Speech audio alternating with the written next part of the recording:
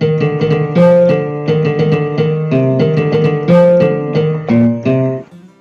this is Sanjit. This is a brand new YouTube channel, Flash Links. இதில் நம்ம என்ன மாதிரி கண்டென்ட் தான் போடுவோம்னா இந்த மாதிரி ட்ரெண்டிங் ஃபேக்ட்ஸு, ஷார்ட் ஃபிலிம்ஸ் போகாது அந்த மாதிரி மாறி மாறி போடுவோம். சில டைம் பிளாக்ஸும் வரும், அந்த மாதிரி போடுவோம் நம்ம. இன்னைக்கு நம்ம என்ன கண்டென்ட் பார்க்க போகிறோம்னா, ஃபீனிக்ஸ் ஜோன்ஸ், ஒரு real life super hero, American real life super hero, அவரை பற்றி தான் பார்க்க போகிறோம். வாங்க பார்க்கலாம். அவர் எங்கே பிறந்தாருன்னு பார்த்தீங்கன்னா யூஎஸ், அங்கே டெக்ஸஸ்ன்னு ஒரு ஊரில் பிறந்திருக்காரு.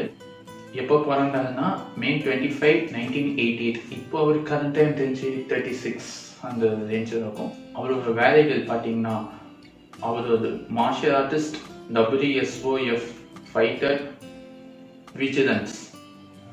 அது எப்படி இருக்குன்னு பார்த்தீங்கன்னா, இந்த முகமடி படத்தில் நம்ம ஜீவா மார்ஷியல் ஆர்டிஸ்ட் தெரியும், அது தப்பு நடக்கிற இடத்துல தான் அவர் யூஸ் பண்ணி பண்ணுவார். அதுக்கப்புறமா சூப்பர் ஹீரோஸ் ஜஸ்ட் தேவைப்படும், அதை வச்சு ஸ்டிச் பண்ணி மாறுவார் சூப்பர் ஹீரோ.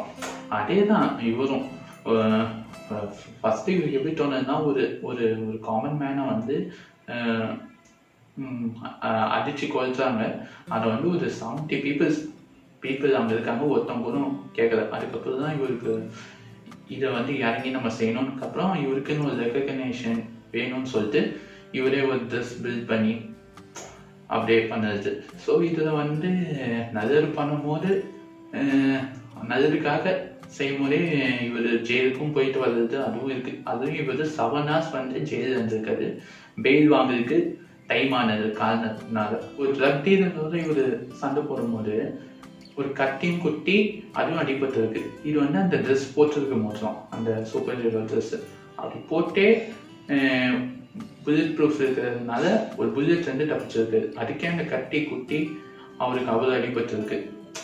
ஸோ பார்த்துக்கோங்க, இதை என்னதான் நம்ம சேஃப் பண்ணாலும் ஒரு சேஃப்டிக்காக அவர் அப்படி இறங்குறாரு. இது நம்ம பேசுறதுக்கு காரணம் என்னன்னா, இது காமிக்கிற ஒரு சூப்பர் ஹீரோ கிடையாது, real life super hero.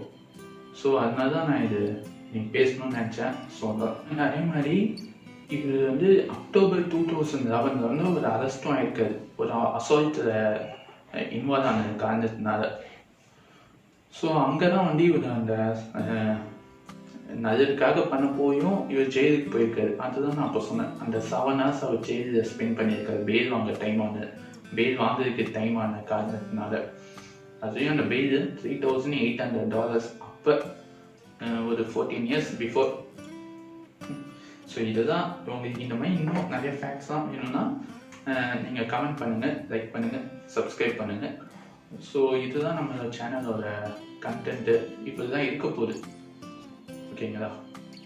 Thank you.